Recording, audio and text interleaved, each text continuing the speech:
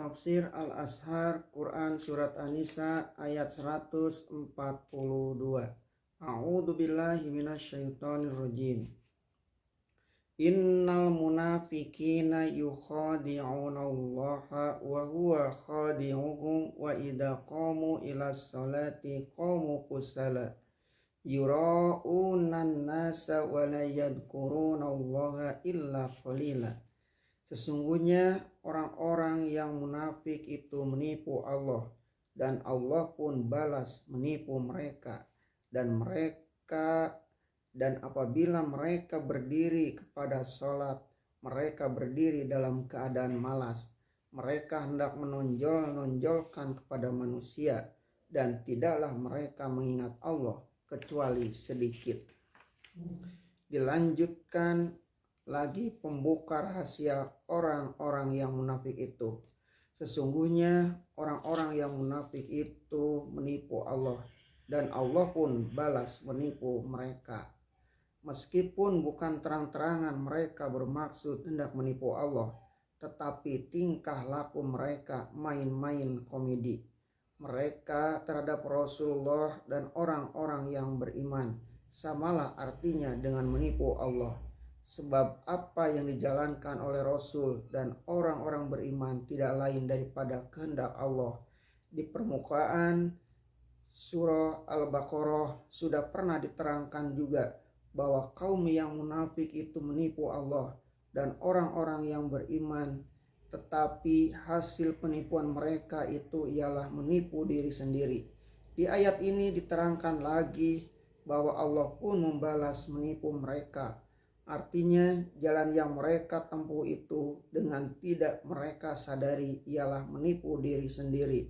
Sebab sudah menjadi sunatullah bahwa kalau orang menempuh jalan yang salah, sudah pasti kesesatan dan kerugian jualah yang akan didapatinya pada akhirnya.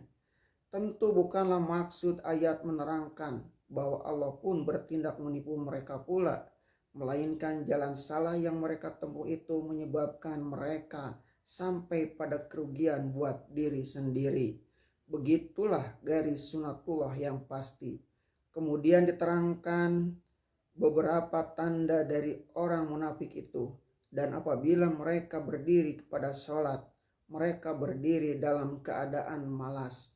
Berkata Ibnu Katsir dalam tafsirnya, inilah sifat orang munafik terhadap suatu amalan semulia-mulianya dan seutama-utamanya dan sebaik-baiknya, yaitu sholat.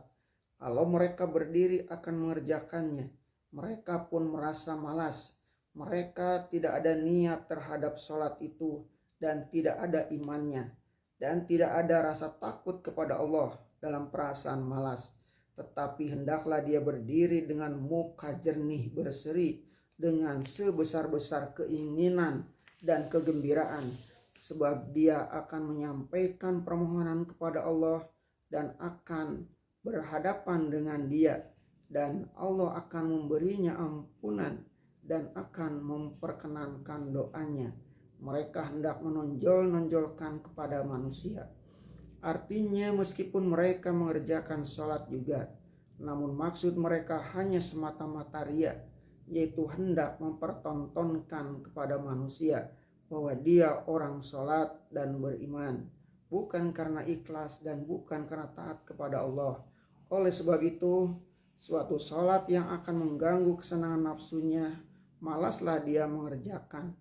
Seumpama sholat isya di gelap malam dan sholat subuh di waktu fajar. Sebab itu dalam suatu hadis sahih yang dirawikan oleh Bukhari dan Muslim tersebut, Nabi berkata bahwa sholat yang paling berat mengerjakannya bagi orang munafik ialah sholat isya dan sholat subuh. Beliau pun berkata, kalau sekiranya mereka tahu betapa besar pengaruh isya dan subuh bagi pembersihan dan pembangunan jiwa, betapapun jauhnya niscaya akan mereka datangi. Dan haruslah jadi perhatian juga bahwa sholat berjamaah adalah menjadi salah satu bagian dari mendirikan sholat. Nabi pernah menyatakan murkanya atas orang yang lalai mendatangi sholat berjamaah, Sehingga pernah dia menyatakan, satu kali beliau hendak mewakilkan berjamaah kepada salah seorang sahabatnya. Lalu beliau sendiri datang membakar kampung-kampung orang yang malas pergi berjamaah itu. Menurut satu riwayat dari Al-Hafiz dan Abu Ja'ala dari Abdullah, berkata Nabi SAW, "Man ahsana sholata haitsu yara'un nas, haitsu yarahun nasu wa asa'aha hina yahlu fatil kastihanatun istihana biha rabbahu azza wa jalla."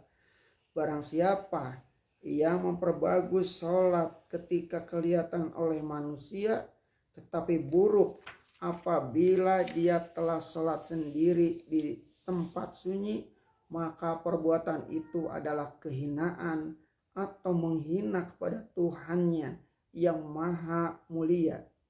Disalinkan oleh Imam Malik dalam Al-Muwatta dari hadis Anas bin Malik bahwa Rasulullah SAW mengatakan, sholat orang seperti itu, itulah sholat munafik, itulah sholat munafik, itulah sholat munafik, sampai 3 kali. Dan tidaklah mereka mengingat Allah kecuali sedikit. Mereka hanya mengingat Allah di waktu susah. Kalau dia telah senang, Allah dilupakannya. Bahkan kadang-kadang lebih dari itu, tidak senang perasaannya kalau nama Allah banyak disebut orang dekat dia. Seyogianya lah kita pahamkan ayat ini, bukan semata-mata untuk mencela orang lain, bahkan terutama hendaklah untuk menguji jiwa kita sendiri. Adakah agak ria tanda-tanda munafik itu pada kita?